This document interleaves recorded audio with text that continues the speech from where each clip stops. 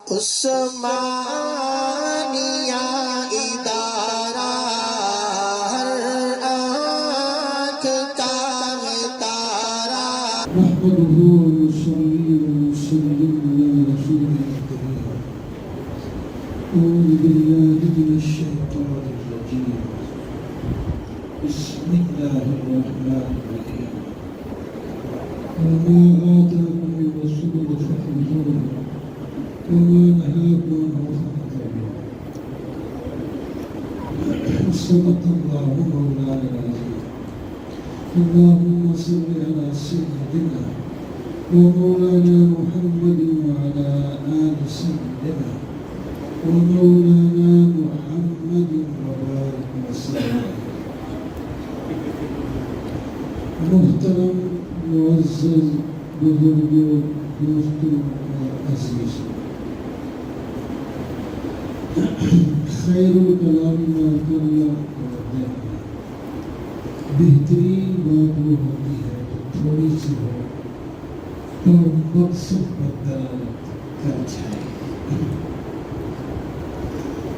یہاں ماشاءاللہ بہت تفصیل سے بات ہو چکی ہے، مزید کسی بات کرنے کی ضرورت نہیں. اللہ تعالیٰ کا ایک پیغام میں نے آپ کو سنا دیا جس کا مطلب یہ ہے کہ اللہ کا رسول جو تمہیں دے دے اسے لے لو، اور جس سے نہ کر دے اس سے رک جاؤ بس. اور اس کا دوسرا نام ہے مختصر اطاعت. اطاعت کا معنی ہوتا ہے مان لینا، جو کرنے کو کہا جائے اس کو کر لینا، جس سے روکا جائے اس سے رک جانا، اس کو اطاعت کہتے ہیں. اور دوسرا لفظ ہے اس کے لیے اقتداء اور اتباع.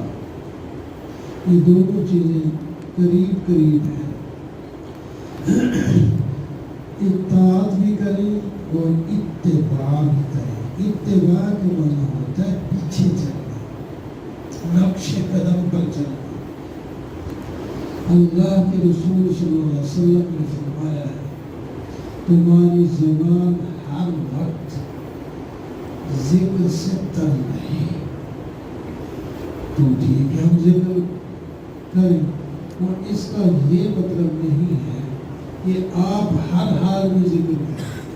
کچھ ایسے مواقع بھی ہوں گے جہاں ذکر کرنا ممنوع ہوگا.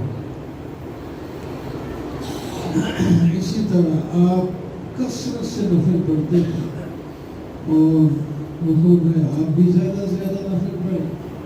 تو اس کا یہ مطلب نہیں ہے کہ 24 گھنٹے میں جب جی چاہے نفل پڑھیں. آپ اتنے نفل پڑھتے تھے کہ آپ کے پاؤں مبارک سوکھ جاتے تھے کھڑے کھڑے.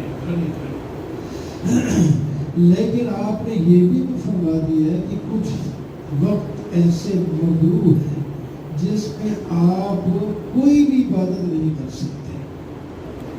سورج طلوع ہو رہا ہو، سورج غروب ہو رہا ہو، سورج نصف النہار پہ ہو، اس میں نہ نفل پڑھ سکتے ہیں، نہ وقتی نماز پڑھ سکتے ہیں، نہ قضا پڑھ سکتے ہیں، کچھ بھی نہیں پڑھ سکتے.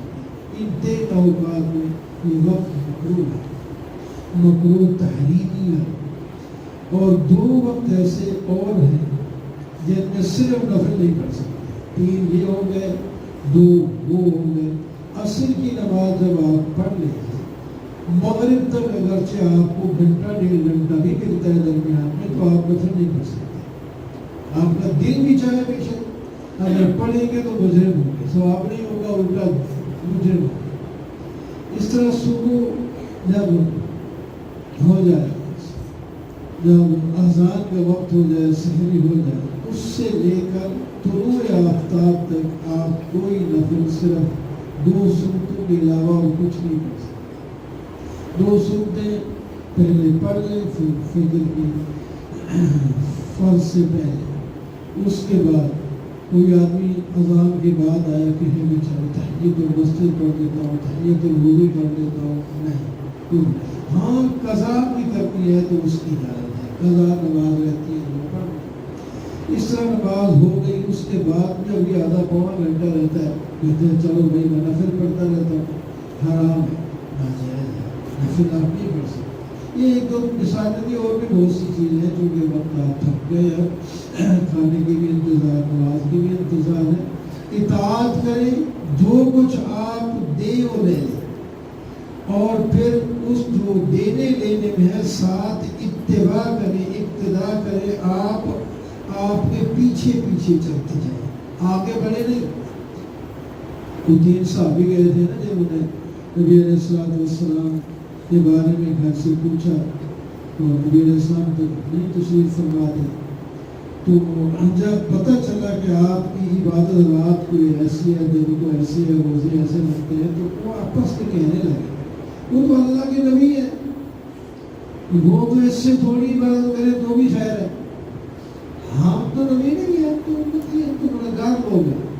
ایک نے کہا میں ساری رات عبادت کروں گا، سوؤں گا نہیں۔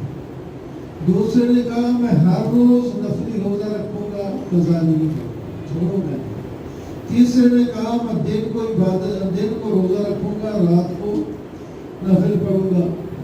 ہم اس طرح کریں گے۔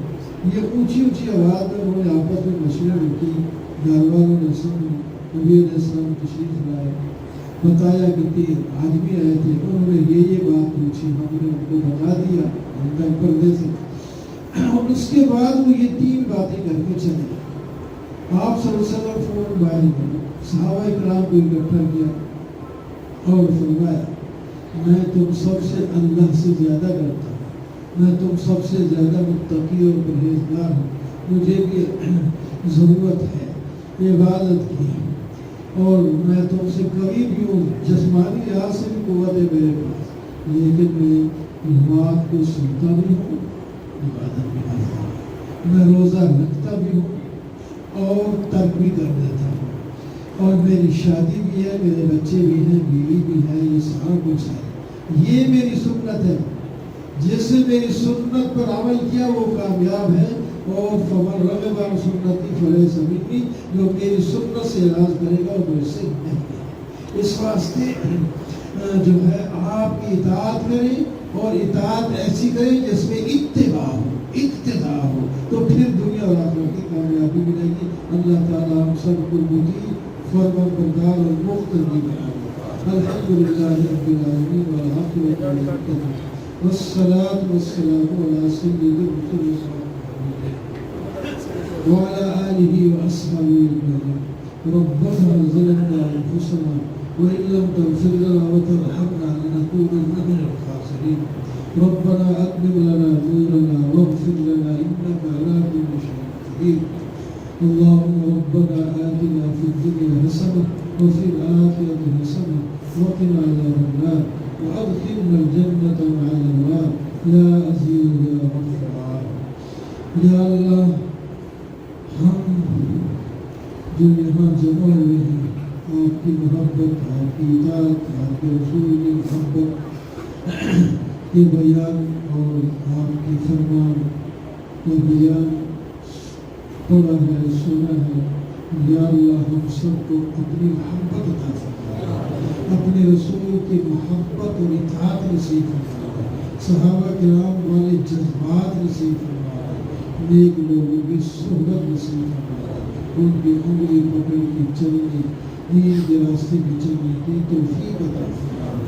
یا اللہ بیماروں کو شفا کاملہ عاجلہ مستقیم نصیب فرما دے۔ یا اللہ مسلمان مردوں کی بخشش فرما دے۔ یا اللہ پریشان حالوں کی پریشانیوں کو دور فرما دے۔ یا اللہ، یا اللہ یہ جو انتظام کیا گیا ہے، انتظام کرنے والوں کو یا اللہ اچھا بدلہ نصیب فرما دے، اچھا بدلہ نصیب فرما دے، ان کو نعم البدل بھی نصیب فرما دے۔ یا اللہ جو بات کہیں سنی گئی ہے، یا اللہ اس پر ہم عمل کرنے کی توفیق عطا فرما دے۔ یا اللہ جب تک ہم زندہ رہیں، ہم سب کو دین کے مطابق اپنی زندگی گزارنے کی توفیق عطا فرما دے۔ ہمارے استاد مولانا عبدالرحمان صاحب فرماتے ہیں، یا اللہ ہمیں ایسا بنا دے کہ ہم آپ کو پسند آ جائے۔